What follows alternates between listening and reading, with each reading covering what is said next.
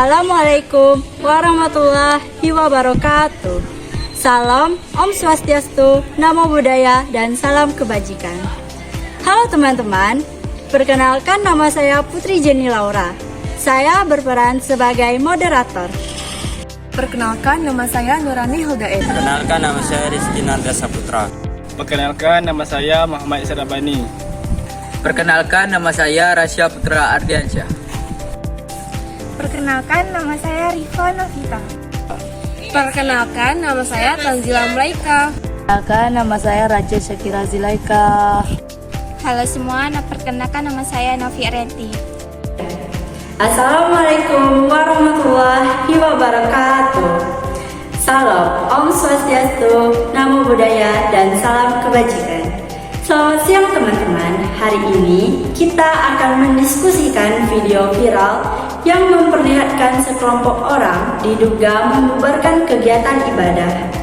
Nah, sebelum kita mendiskusikannya, ayo kita menonton cuplikan video tersebut bersama-sama. Viral di media sosial video sekelompok orang diduga membubarkan kegiatan ibadah Kristen di Cihadu, Sukabumi, Jawa Barat. Terlihat dalam video massa berada di dalam sebuah bangunan tengah berkerumun, memecahkan kaca jendela, merusak properti lain hingga terdengar perkataan menghina. Kasih Humas Polres Sukabumi Ibtu AA Saiful Rohman menegaskan bangunan itu bukan gereja. Ia mengatakan lokasi yang dirusak adalah rumah singgah yang diduga dijadikan tempat ibadah. Aksi perusakan tersebut terjadi pada Jumat 27 Mei 2025. Para warga mempersoalkan penggunaan rumah tinggal sebagai tempat ibadah tanpa izin resmi. Di sisi lain, umat Kristen yang hadir menyebut kegiatan tersebut bersifat internal, yakni berkumpul di rumah dan membaca kitab dan berdoa bersama. Mereka merasa tidak melakukan pelanggaran apapun, lantaran kegiatan dilaksanakan di rumah pribadi. Assalamualaikum warahmatullahi wabarakatuh. Waalaikumsalam warahmatullahi wabarakatuh. Selamat siang teman-teman.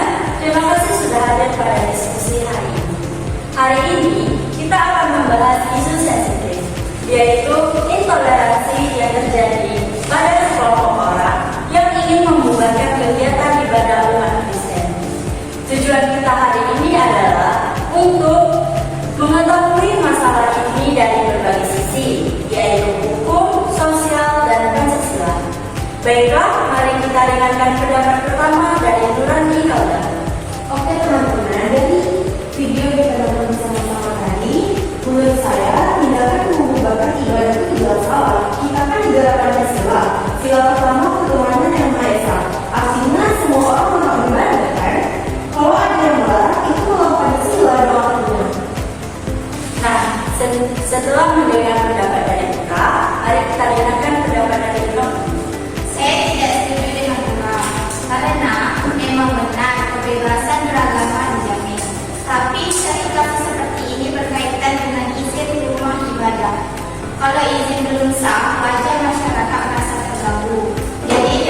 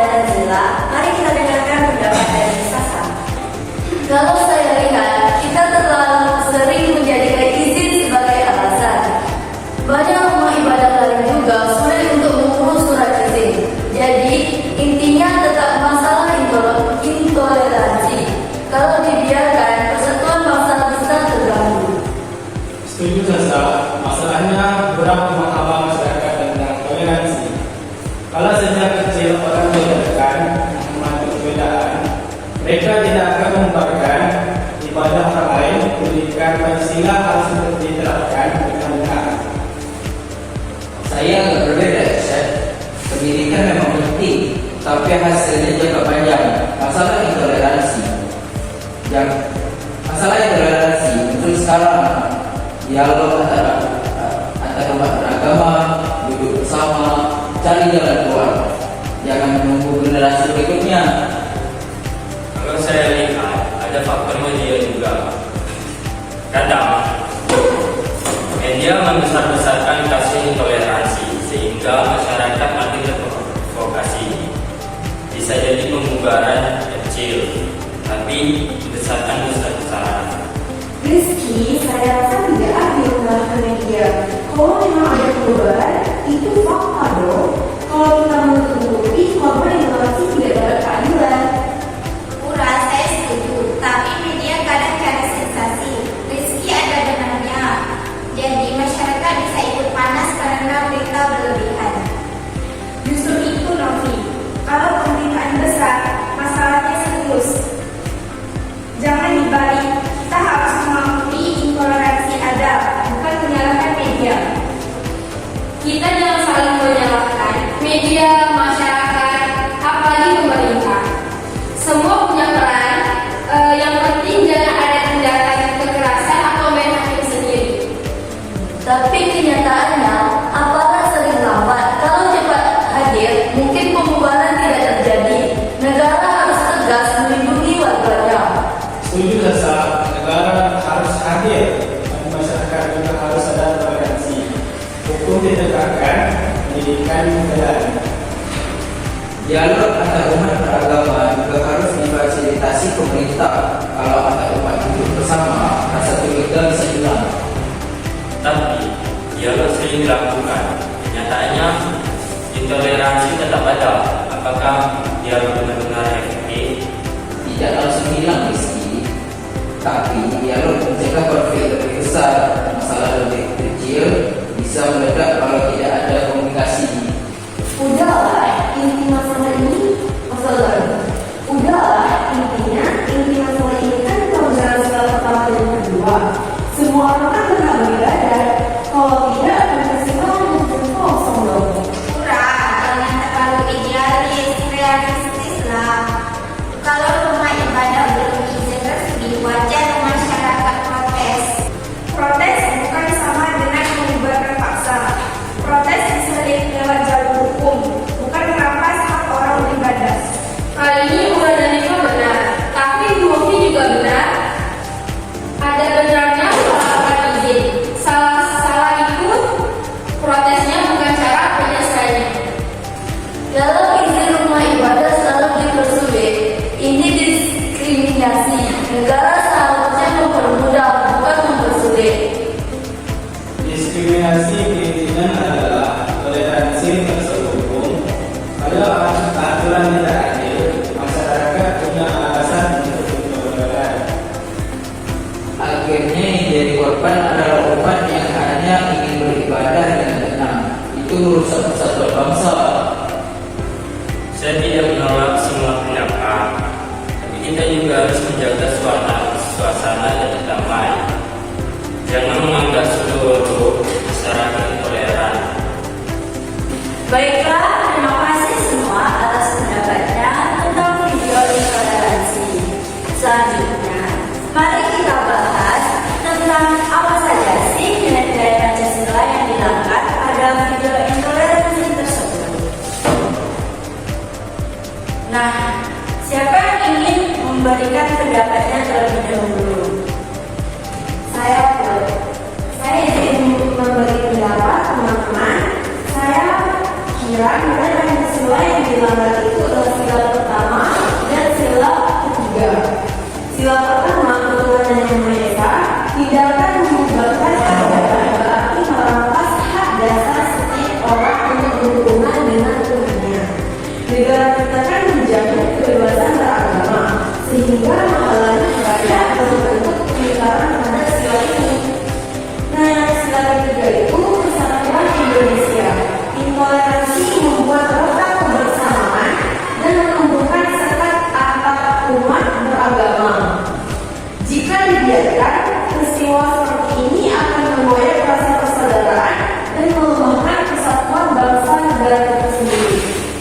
Baiklah, terima kasih untuk pendapat Rani. Apakah ada yang memiliki pendapat lain?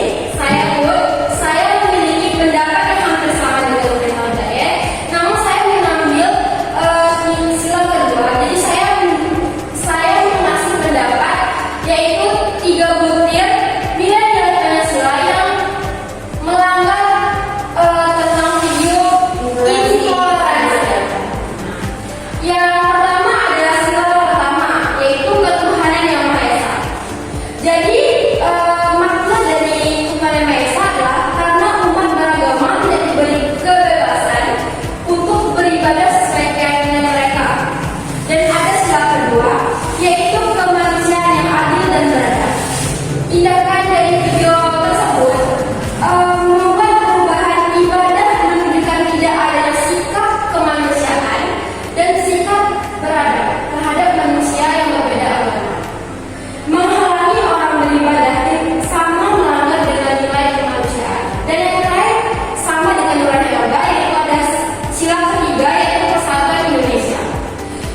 Di sini adalah sikap intoleransi berpotensi menimbulkan perpecahan antara umat beragama sehingga mengganggu persatuan dan kebersamaan bangsa.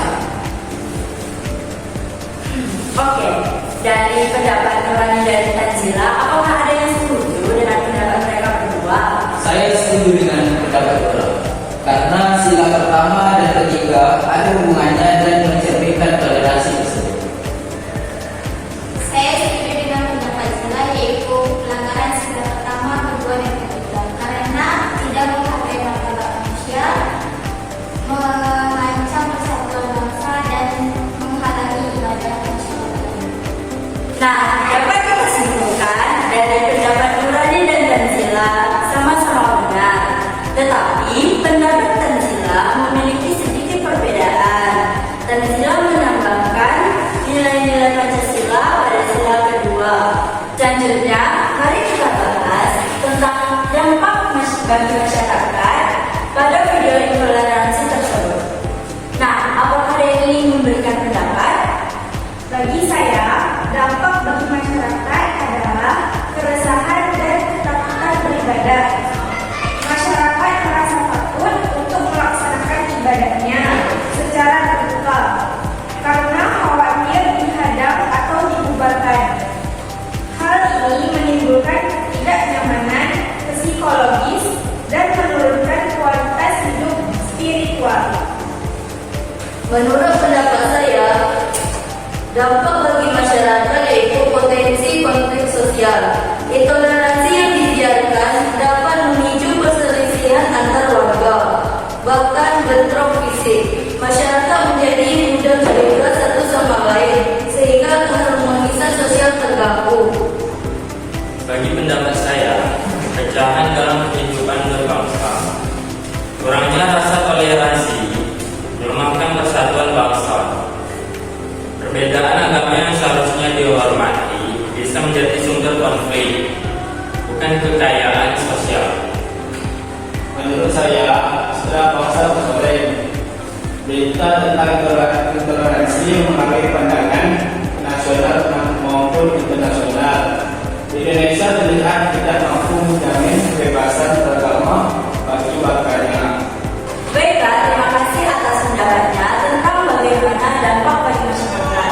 Sekarang, mari kita dengarkan cara penyelesaiannya. Menurut saya, cara menyelesaikan masalah dalam video intoleransi tersebut adalah salah pertama, penegakan hukum yang tegas.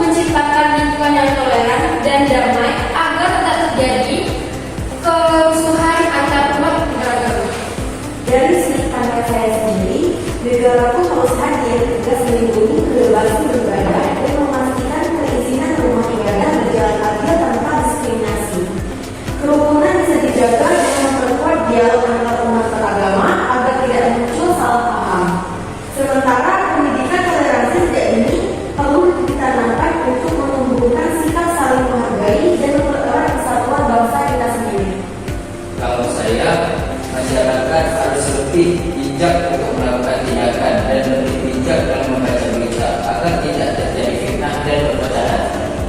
Menurut saya, menciptakan suasana damai dan harmonis, semua pihak termasuk masyarakat dan media harus menjaga kerukunan, mengurangi prasangka dan mengedepankan dialog. Terima kasih atas pendapat cara penyelesaiannya. Selanjutnya dapat saya simpulkan bahwa kebebasan beribadah harus dijaga dengan adil. Aturan perizinan dipermudah, serta kerukunan diperkuat melalui dialog dan pendidikan toleransi agar kesatuan bangsa tetap utuh.